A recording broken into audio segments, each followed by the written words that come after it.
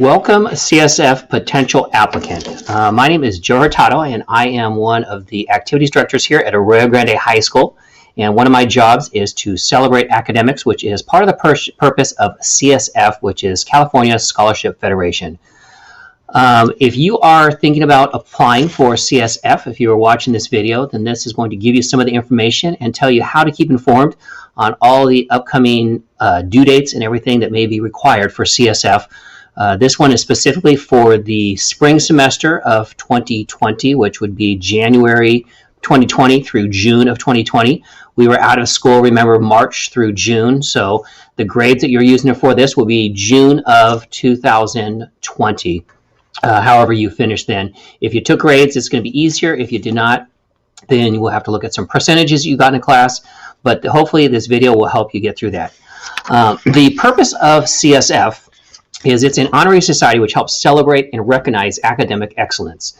A membership, continued membership, and a lifetime membership, which happens after you've achieved 4 out of your 6 semesters from your sophomore to senior year, qualifies you for a lifetime membership, which distinguishes a student from other applicants and is recognized by most post-secondary institutions and some employers. So it's one of those things that kind of sets you aside when you're doing things after high school and they ask, are you part of an honorary society? That's one of the reasons we do this, is it helps set you, distinguish you from those people. Again, why would I want to do this? After completing the application process for 4 of your 6 semesters, so there's 2 your sophomore year, 2 your junior, and 2 your senior. You complete 4 of those 6 minimum, you get a lifetime membership in that 10th through 12th grade, and then you earn the lifetime membership. Some of the immediate rewards are you get a cord at graduation, which you get to kind of show off your bling. Your diploma is actually embossed with a gold seal that says CSF, and so when you're using that, many times it's recognized, again, by post-secondary institutions and also many times by some employers. And you have the right to put it onto scholarship opportunities. So that is really one of the big reasons that we do it. Because of distance learning, the process has changed just a little bit.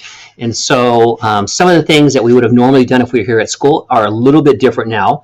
And so what I want to do is kind of take you through that process.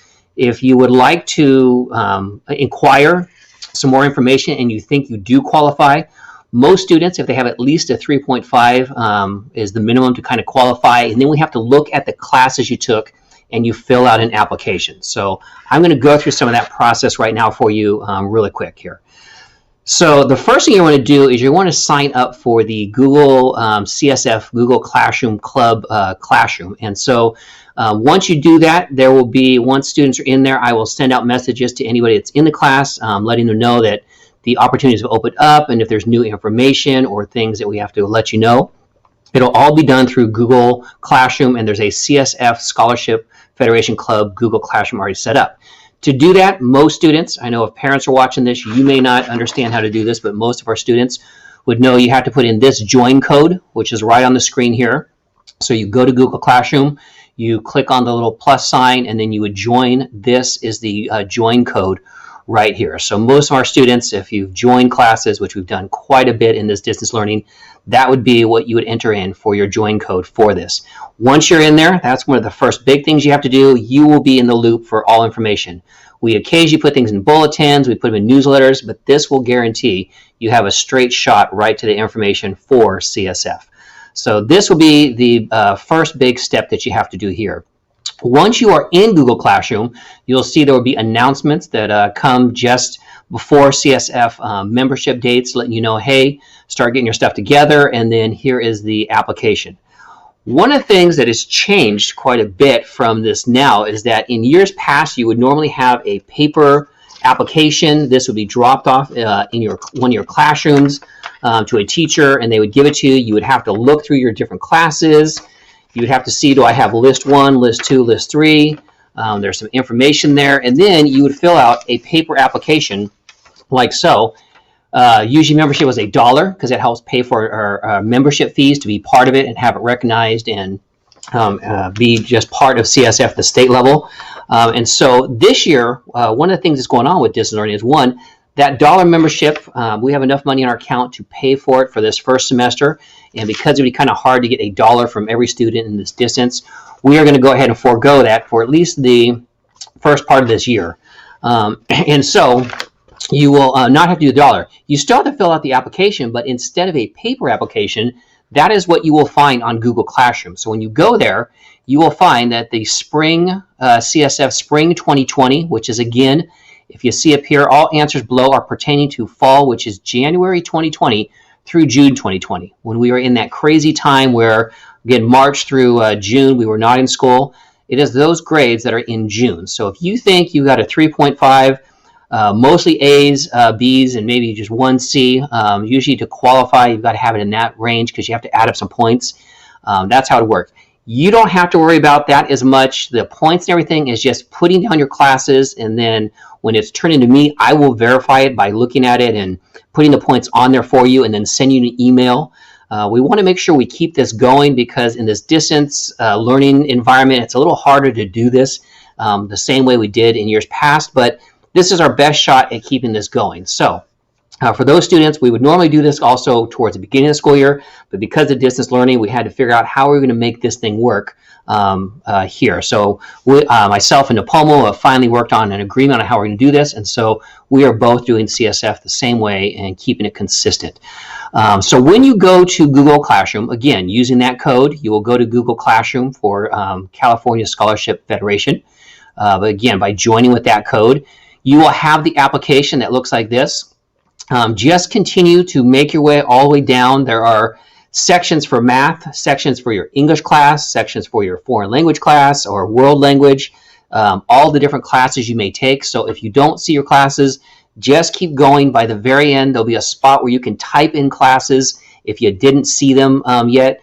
And I will make the call and I will look at it and be able to see where the points come from, but still get you, continue to get you qualified for CSF if you've already been a member and you're trying to keep this going. So again, application fairly self-explanatory in terms of putting your 6-digit ID number in, your school 6-digit ID, first and last name. Let us know what level you're in. As of right now, it's only going to be 10th and 11th graders because freshmen are not part of the high school secondary one. There is one for middle schools, but for the high school, it is 10th, 11th, and 12th grades. And so we only have 2 grades right now. Freshmen don't do it, and last year's seniors are gone. So there's only the 10th graders and 11th graders from last year during the spring quarter. Or spring semester. Also put down your class, graduating class, your class of, just in case there's a question, and then you will just continue on. There's one of 9, so you have to go through 9 pages, but there's really only 3 sections on each one that you can quickly go ahead and answer. So if I was going to do this, I would put in my 6-digit number, which I do not have here, but I will put in 1, 2, 3, 4, 5, 6, and then I will go to the next one, and I will put in Mr., and I will put in Hurtado, and then I will just make my way through as you do this. So I will quickly just show you. Let's say I'm a junior and I am class of 2021, if I was a junior last year during spring of 2020. So this is where you were last year in June. And then I will just make my way through the classes. So you'll choose the math class that you're taking, just click it. Let me know the grade that you got and the percentage. Or percentage. If you did not take a grade and you know your percentage in the class, you can put that. Otherwise, I may have to verify that and go back and look on your transcripts. So if you know that you took a grade, that's going to make this way easier. If you know your percentage you got in the class, you can always put that down. So if you got an A or B, and then you'll just make your way right through the entire thing. As you continue through, choosing your English class, your science classes, social studies. If you don't have one, just leave it blank. And as you continue on, foreign language or world languages, as they are called, fine arts. And so there's a few that are on here that are what are called level 1 and level 2 classes. And so those are here. Anything else that is not on here, just keep going to the next section. So if you don't have anything on the page, just continue on. There are some elective courses that are considered what are called level 1 and level 2. Everything else is level 3. So these are usually more rigorous and AP type classes. And so if there's anything for some reason you did not get to put on here, you just at the very end where it says any other course is not listed, for any reason your course is not listed yet, write them here. So you just type in, I took photography and I got a C. I took CAD drawing, computer aided drawing, and I got a B. Whatever it is you did, you would finally just put it right there. And so that's how you would fill out this form.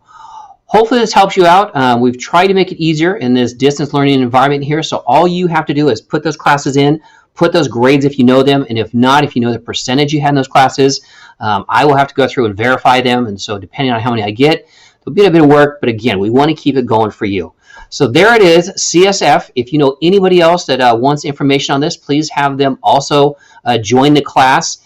Send me an email if you're not getting feedback or you're not hearing from me. Just say, Hurtado, can you check on my CSF? We'll try to get back to you as fast as possible, letting you know thumbs up, you qualified, or if we need some other information possibly.